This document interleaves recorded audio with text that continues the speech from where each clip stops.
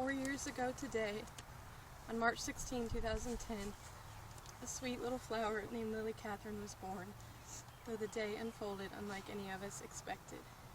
Instead of newborn cries being heard at her birth, our room at the Rex Birthing Center in Raleigh, North Carolina, was drowned in silence that pierced our hearts. Lily was perfectly formed and perfectly lovely, all 7 pounds, 9 ounces, and 21 inches of her. She had the most adorable button nose and heart-shaped lips, tiny precious eyelashes and eyebrows. She was my mini-me, but she was still. She would never open her eyes to gaze back into mine. I would never hear her sweet cry or feel her tiny hand wrapped around my finger. She would never see her own mother, whose voice was so familiar. My womb was the only home she ever knew on earth.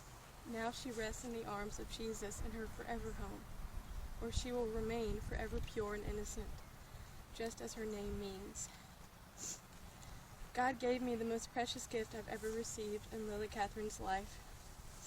Just as people give flowers to those they care about as a symbol of love, God gave me a little flower named Lily to show his love for me.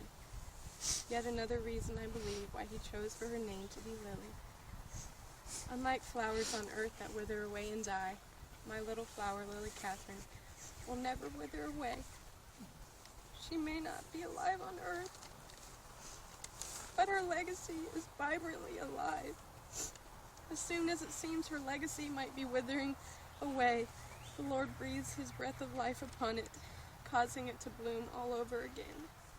You see, my Lily isn't a regular flower. She is an eternal flower, given as an eternal gift from an eternal God. The gift of her life will keep on giving to anyone who is blessed enough to hear her story. Not only will her legacy bloom forever on earth, but she is blooming with life in Jesus, in heaven forever and ever. Her body is in the ground, but the beauty and brilliance of this flower named Lily Catherine will never fade away. March 16, 2010 was the day I gave birth to my firstborn child. Though she is not here to celebrate with us, she is worth being celebrated each year on her special day. She is a real little girl who is really born. Each year, as March 16 rolls around yet again, I will wonder who Lily might have become. A part of me will see her as whatever age she'd be had she lived. I will wonder what she would have looked like, what she would enjoy, and all that her full life could have held. Yet another part of me will forever see her as my baby daughter. Somehow, in the midst of all my wonderings and imaginings of who she might have become, he whispers peace to my heart and gives the gentle assurance that she was never meant to be a little girl of this world. She was called to a higher purpose, a heavenly one, and she is called to be my daughter of heaven. I am called to mother her legacy from earth, but I am a mere human. A mother who misses the precious baby, little girl, the teenager, the grown woman with babies of her own.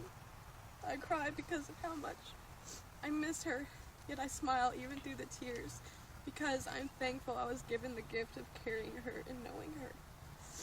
What can I possibly say that I have not already said or written? Some things are worth repeating 1,000 times. Like I love Lily more than words could ever describe. And mothering her has been the hardest thing I've ever done. But it has also been the most rewarding and beautiful honor of my life. There will always be a missing piece of my heart this side of heaven, a lily-shaped piece that she took with her on the day God called her home. I trust completely that one day that piece will finally be filled, totally and completely, when I meet Jesus face to face. On that same glorious day, I get to meet Lily face to face too. Until then, I will go on honoring, loving, missing, remembering, celebrating.